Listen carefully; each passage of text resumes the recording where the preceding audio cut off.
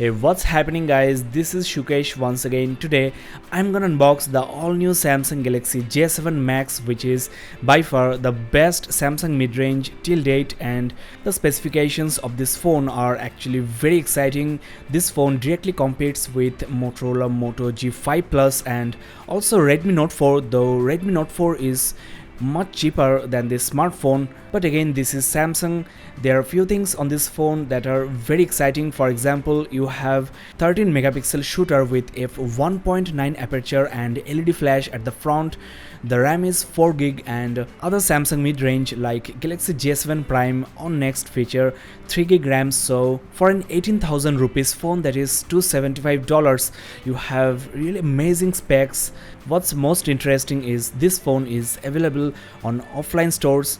There is a sponsored announcement. If you guys are in Kolkata, India, you can actually buy this phone from First Information Center. The number is on the display below.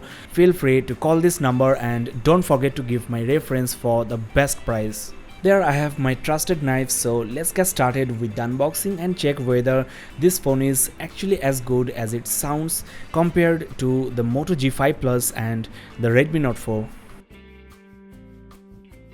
There you go, the new J7 Max resembles the Galaxy On Next or J7 Prime, except for the rear camera with smart glow, and there is also a gold color option, but I prefer this black one. And if you compare it with Moto G5 Plus side by side, of course J7 Max looks much more premium thanks to the all metal design. Redmi Note 4 also boasts of metal construction, but again I think J7 Max looks more premium and stylish. I will compare this J7 Max with these smartphones here. Let me first go through these accessories we have. First of all, this is the quick start guide, and this is the SIM ejector pin. The power adapter is rated 5V 1.55 ampere, that is it's a 7.75 watt charger. Now with the Moto G5 Plus you get a turbocharger with 14.4 watt output rating, and with Redmi Note 4 the charger you get is rated 10 watt. I will do a battery charging and discharging test very soon. This is the USB data cable, still no USB Type-C, and last but not the least you get the earphones. Well, these are very basic earphones you get with entry-level Samsung devices, so don't expect any extraordinary music quality. It's actually not that bad enough for casual music listening or calling, but if you are into music, get a premium one at around 1000 rupees. That's all in the box, so let's get rid of these things here and have a close look at the device itself. Guys, now let me quickly give you a walkthrough of the exterior ports and design. First of all, you have a 5.7-inch PLS Full HD display with 386 ppi. The screen to body ratio is 72.5%. This is the push button home key along with your back and multitasking multi-window capacitive key. The home key also works as the fingerprint sensor. It's not raised from the display glass and nicely goes with the design flow of the smartphone. The front camera, as I mentioned before, shoots 13 megapixel images. There you have the front flash, and unlike most of the Samsung J series devices, this J7 Max feature both proximity and ambient sensors. The rear camera is also a 13 megapixel shooter with f1.7 aperture, the best in a smartphone till date. The video capability is up to 1080p, whereas you can record 4K videos with the G5 Plus. J7 Max is OTG enabled, that is you can attach your pen drive, hard drive. There you have the 3.5mm headphone jack along with the primary microphone. There is no secondary microphone on this phone. The loudspeaker is at a very convenient position. This is the power key and the volume rocker is here. Now J7 Max is a dual SIM device. This is the SIM 1 slot and the SIM 2 slot, as well as the SD card slot is here. Now most importantly, unlike Redmi Note 4, you have dedicated slot for the SD card on the J7 Max, so you can install both SIM cards and the SD card at the same time. It's expandable up to 256GB. The battery is 3300 mAh and it's bigger than Moto G5 Plus but smaller than Redmi Note 4, though G5 Plus sports a much smaller display.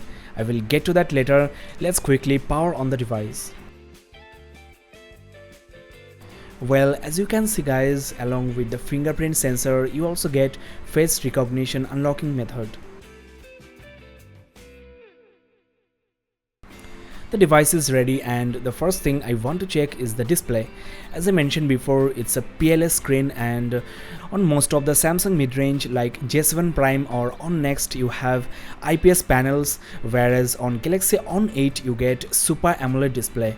Now PLS screens are actually somewhat better than IPS panels with 10% brighter screen and also offer slightly better viewing angles.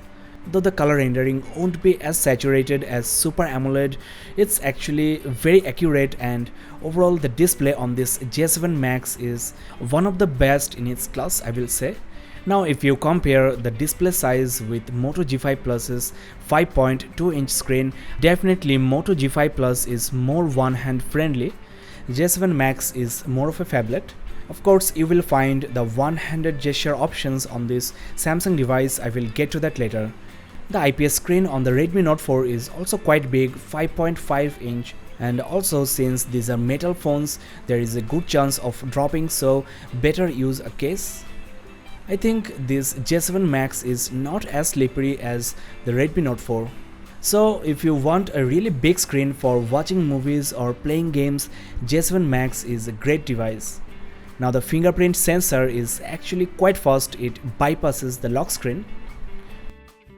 The Android version out of the box on this J7 Max is Android 7 Nougat. Moto G5 Plus also comes with Android 7, and you still have Android Marshmallow on the Redmi Note 4.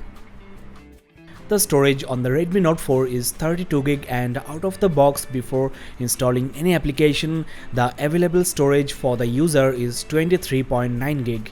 On the Redmi Note 4 you have 64GB, and also on the Galaxy On Next, out of 4GB of RAM, let's see what's the free memory.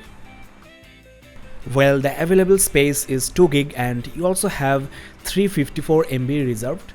You can also clear 525 MB of RAM, so let's do it. So the maximum free RAM is 2.3GB. Excellent for a Samsung device since you have so many software features. Under this device manager you also have some other handy options like ultra data saving mode and also device security, that is you can scan the phone for adware, malware, and also scan for any virus. You can also set different power saving modes. There is S power planning, you can reserve battery for calls, extend battery life, forward calls when no battery, app power monitor, and also optimize the battery. I will talk about all these amazing features on my upcoming tips and tricks videos, so stay tuned. This is the benefit of getting a Samsung device. You get so many added features which you won't find on other branded phones. The Smart Glow feature is so handy, it helps you capture rear camera selfies. You can also assign different colors for different contacts. There are so many smart features you will find on this J7 Max. For example, there is game launcher with which you can record games and also control your capacitive keys. You can also lock and mask applications without taking help of any third-party applications which are full of adware and malware. You can shrink the display just by swiping from the bottom corners, and there is also multi-window support, that is you can actually divide the screen into two and run two applications side by side. Make the best use of this huge display. The other features include direct call, smart alert, easy mute, swipe to call, and also dual messenger, that is you can maintain two profiles or two accounts for the same application, which is very handy since it's a dual SIM device. There is also a panic mode, that is just by triple tapping the power key you can send SOS messages to your friends and family when you are in danger. There is direct share, that is you can share your media directly to your frequently used contacts. There are so many features on this J7 Max, it will take me hours to show you all of them in details. These features make this a true smartphone. You cannot find such amazing software features on any other smartphone. So the software is great, but what about the hardware, the processing power? Well, let's compare the specs with Moto G5 Plus and the Redmi Note 4. Well, G5 Plus and Redmi Note 4 share the same CPU and GPU. It's Snapdragon 625 with 2 GHz octa-core processor and Adreno 506 GPU, whereas on the J7 Max you get MediaTek 6757 Helip P20 chipset and 2.4 GHz octa-core processor Mali T880 GPU. Though the clock speed is higher, it's actually an inferior CPU compared to Moto G5 Plus and Redmi Note 4. There you have the sensors, you can pause and compare. It's really good to see all the premium sensors on this Samsung mid-range. Now let's compare the benchmarks. As you can see, Moto G5 Plus and Redmi Note 4 score almost 50% more than J7 Max. Now these are the scores I got on Galaxy On 8, which is on the left, and Galaxy On Next or Galaxy J7 Prime, which is on the right. As you can see, the scores are very close to the J7 Max. Though I believe J7 Max will be able to handle almost all the games and apps on the Play Store. If you are into hardcore games, you should actually prefer the Moto G5 Plus or Redmi Note 4. Otherwise, for multimedia, for the software features I've shown you, and obviously for the front camera, you can actually buy this J7 Max. The front camera on the Redmi Note 4 and Moto G5 Plus are not up to the mark. Let me quickly show you all the apps that are preloaded. You get some custom Samsung and Microsoft apps, Samsung Pay Mini, and also Opera Max browser, USB backup, S-Secure, and also secure folder with which you can hide your photos, videos, and also apps and games. The tips and tricks video will be uploaded very soon demonstrating all these features. Under S-Secure you get the lock and mask application option and also secure Wi-Fi, which is to protect your privacy while browsing using the Wi-Fi. Guys, we are at the end of this unboxing and hands-on. Overall, for the price, it seems like a great device. There is no lag I have experienced so far. If Samsung could manage the 625 processor, then it would have been better. I will run some hardcore games and also use this device thoroughly, so stay tuned for the full review. It's a really beautiful and big smartphone. If you ask me, I will say go for it. Or you can also wait for the Galaxy J7 Pro, which is coming next month. It features a 5.5-inch Super AMOLED display, Exynos processor, 3GB RAM and 64GB storage. The battery is also bigger, 3600 mAh. I will definitely review J7 Pro, stay tuned for that. Don't forget to subscribe and keep in touch.